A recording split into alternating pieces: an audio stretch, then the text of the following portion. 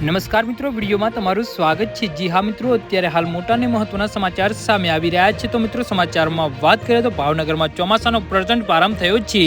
ગઈકાલેથી અવિપરીત પડેલા વરસાદના કારણે જિલ્લામાં ચારે તરફ પાણી જ પાણી છે।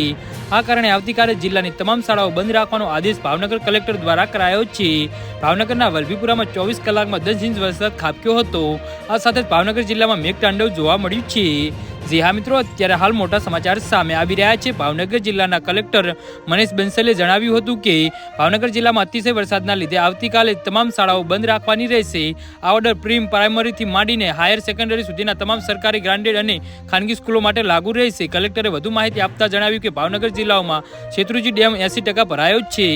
જી હા મિત્રો, ડેમ સંપૂર્ણ ભરાયા બાદ તેમના દરવાજા ખોલવામાં આવશે, જેથી શેત્રુંજી ડેમના નીચાણવાળા ગામોને એલર્ટ કરાયા છે। પાલેતાણાના 5 ગામ, તળાજા તાલુકાના 12 ગામોને એલર્ટ કરાયા છે, જેથી તમામ લોકોને વિનંતી છે કે 1 વાગ્યા પહેલા સુરક્ષિત સ્થળે પહોંચી જવા અપીલ છે।